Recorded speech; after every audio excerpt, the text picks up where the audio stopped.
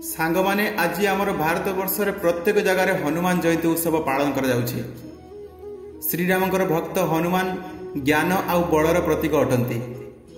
हनुमान जयंती दिन प्रत्येक घर घर मानकर जयंती उत्सव पालन करा जाए। आज मु आपण को कहूथिबा प्रभु हनुमानकर एही चारोटी गुण को जदि आपण जीवन में आपणे नेबे तो आपण को जीवन में सफलतार शिखर में पहुंचबार कई अटकई पारिबे नाही। नमस्कार, मु मोटिवेशन स्पीकर आपणकर क्षीरोद। यदि चैनल नुआ अच्छा चैनल को सब्सक्राइब करूँ आ भिडियोटी को जिते पारे आपणकर सांग मान पाख शेयर करूँ, कहीं आपण मानकर सपोर्ट मते बहुत आवश्यक। भगवान हनुमान को पाखर प्रथम शिखा कथाटी हूँ सबु समय किसी शिखिबार इच्छा रखिबा। कहीं पौराणिक कथा अनुसार जेतेबेले सूर्यदेव प्रभु हनुमानकर गुरु होगा मना कर देथिले, कहीं सूर्यदेव सबु समय गतिमान हो रहिबा आवश्यक। सेथिपाई सूर्यदेव मना करथिले हनुमान को कि तांकर गुरु हो पारिबे नाही। सेथिपाई सूर्यदेव को हनुमान कहिले कि मु आपणक सामने ओलटा घोरी बोलिबी, मु आपणक सामने ओलटा अवस्था रे शिक्षा ग्रहण करिबी। बजरंग बालींकर शिक्षा प्रति एते आग्रह देखि सूर्यदेव प्रसन्न हेले आउ से हनुमान को विद्या प्रदान करिले। एही कथारु आमको एइटा शिखिया को मिलुची कि परिस्थिति जहाँ भी होई थाउ जदि शिखिबार इच्छा अछि तो रास्ता आपे आपे बाहरी पड़िबो।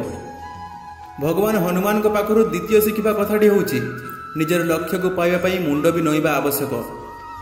जेतेबेले आमर लक्ष्यटी बड़ थाए तो सेथिरे केते प्रकार रो विरोध आउ बाधा आसिताए।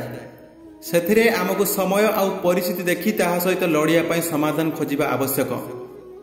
भगवान हनुमान को पाखरु तृतीय शिखिबा कथाटी होउची निजर शक्तिर ठीक व्यवहार। सूक्ष्म रूप धरी सिंह देखावा, विकट रूप धरी रंका जरावा। एही श्लोकरु आमको एइटा शिखिबा को मिलुची कि गोटे ही रास्ता रे निजर शक्तिर दुईटी उपाय उपयोग केमिति करा जाई पारिबो। भगवान हनुमान को पाखरु चतुर्थ शिखिबा कथाटी होउची कुशल नीति।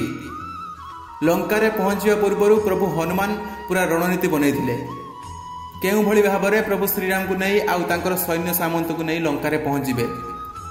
एही कथारु एइटा शिखिबा को मिलुची कि असंभव लागुवा जगार जदि सफलता पाइबार अछि तो चतुरर सहित आउ विनम्र सहित दूरदर्शिता आउ साहस रहिबा आवश्यक। तो सांग माने आपणकर प्रत्येक दिन जीवन में आपण को सफलता पाइबार सहाय्य करिवो हनुमानकर एही चारोटी कथा। आपण एही चारोटी पॉइंट को प्रत्येक दिन ठीक भाव में फॉलो करंतु, देखिबे आपण को सफलता पाइबार केही अटकई पारिबे नाही। आपणकर सांग मान पाखक भिडियोटी को शेयर करंतु, कहीं आपणकर सपोर्ट मते बहुत आवश्यक।